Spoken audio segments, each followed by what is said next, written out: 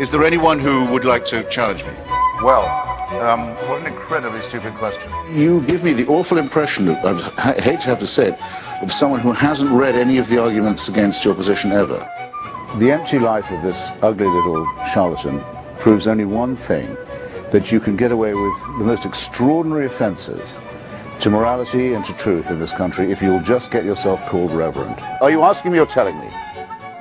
I'm asking you a question. Well, why don't you listen to what I've got to say then? You're saying that they're ridiculous people. I've had to be sitting in this chair for half an hour listening to you being a megaphone for frauds, and I'm giving you my response. People like that should be out in the street shouting and hollering with a cardboard sign and selling pencils from a cup. Guys, stop. God bless us all. Just stop and let's have a meaningful conversation. Well, don't invite instead me on of and tell me people to talking on top of each other. Don't invite me on and tell me to keep quiet. Your audience, which will clap apparently anything, is frivolous. I'm just saying. That's what I said. You took up all the time for my answer with your long, rather unlettered question. Oh.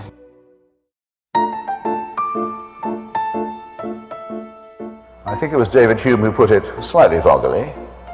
This was again about the virgin birth, I think. Which is more likely, that the whole natural order is suspended, or that a Jewish minx should tell a lie? There has to be an answer to this kind of question. Is it not the case that the spread of Christianity, about which you spoke so warmly and affectingly in your opening remarks, attributing it to the innate truth of the Bible story, was spread by that means, or because the Emperor Constantine decided to make Christianity the official religion of the Roman Empire? Which, in your view, contributed more to the spread of the faith? The Holy Spirit. I rest my case. In order to be Christian, you have to believe that for 98,000 years, our species suffered and died, most of its children dying in childbirth, most other people having a life expectancy of about 25, dying of their teeth, famine, struggle, bitterness, war, suffering, misery, all of that. For 98,000 years, heaven watches it with complete indifference. And then 2,000 years ago thinks, that's enough of that, it's time to intervene. The best way to do this would be by condemning someone to a human sacrifice somewhere in the less literate parts of the Middle East. Let's appeal to the Chinese, for example, where people can read and study evidence and have a civilization. Let's go to the desert and have another revelation there. This is nonsense. It can't be believed by a thinking person. All of this could be part of a plan. There is no way an atheist can prove it's not. But it's some plan, isn't it? With mass destruction, pitiless extermination, annihilation going on all the time, and all of this set in motion on a scale that's absolutely beyond our imagination, in order that the Pope can tell people not to jerk off.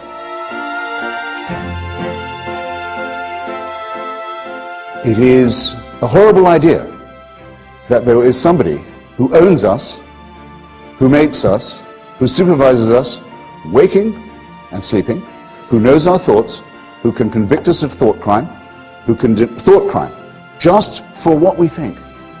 To demand this, to wish this to be true, is to wish to live as an abject slave. I mean to say it infects us in our most basic integrity. It says we can't be moral without Big Brother, without a totalitarian permission. It means we can't be good to one another. It means we can't think without this. We must be afraid. We must also be forced to love someone who we fear. The essence of sadomasochism.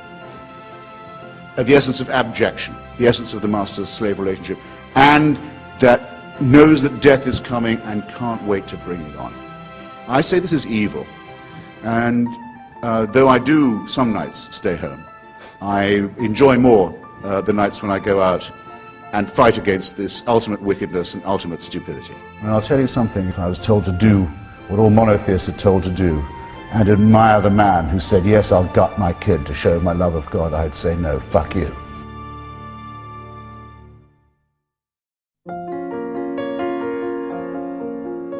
One of the things I live for is to return a stout and joyful non-serviam to this dictator, who I'm pleased to find doesn't really exist, but is instead a creation of those who want to install a theocracy in the real life where I can participate, and I'm not going to give them an inch. The second thing I live for is if not exactly passing on my genes, taking part in activities that might allow those genes to be passed on.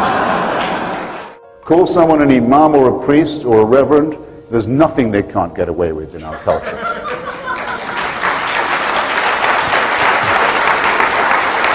If I could change one thing, it would be that. The second would be when someone gets up and says, I'm a person of faith, that they don't get respect for it.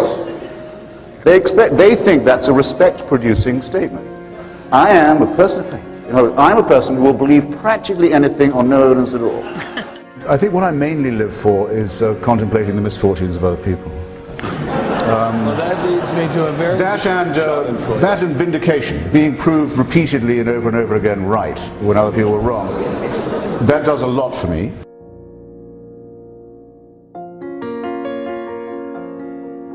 If you want to get good people to do wicked things, you need religion. I do not think that any person looking at a newborn baby would think, how wonderful, what a gift, but now just let's start sawing away at its genitalia with a sharp stone. Who would give them that idea if not the godly? And what kind of argument from design is this? Babies are not born beautiful, they're born ugly. They need to be sawn a bit because the handiwork of God is such garbage. Well, honestly. Tertullian, one of the church fathers, said that one of the great things about being in heaven was you'd be able to watch the writhings and the tortures of those who'd been sent to hell. We see why hell is unpleasant. Why is heaven such fun? It seems to be rather dutiful. Endless praise, endless worship, endless subjection, endless tedium. You think that the Lord himself, after the first 5 billion years, would have had enough of the songs of praise. No, it's got to go on forever. Oh, well, I think mockery of religion is one of the most essential things, because to demystify supposedly holy texts that are dictated by God and show that they are man-made, what you have to show their internal inconsistencies and absurdities. And one of the beginnings of human emancipation is the ability to laugh at authority. It's an indispensable thing. People can call it blasphemy if they like, but if they call it that, they have to assume that there's something to be blasphemed, some divine word. Well, I don't accept the premise. I dare say you know what the Buddhist says to the hot dog vendor. You don't? He says, make me one with everything. Yeah, well, wait, that's only part one, because the Buddhist then hands over a $50 bill and waits while he munches, and nothing happens. And he says to the hot dog vendor, okay, what about my change? And the hot dog vendor says, change comes only from within. I myself have never heard anything more profound than that.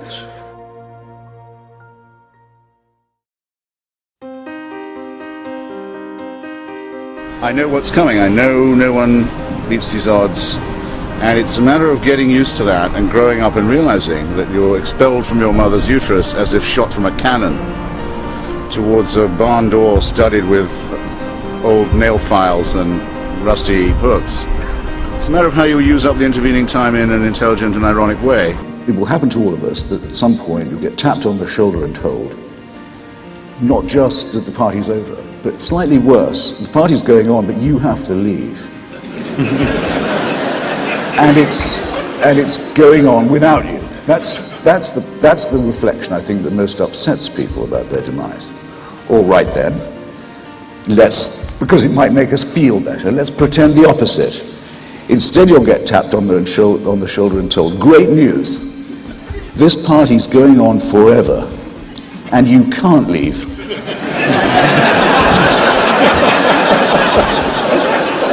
You've got to stay. The boss says so, and he also insists that you have a good time. To me, the offer of certainty, the offer of complete security, the offer of an impermeable faith that can't give way, is an offer of something not worth having.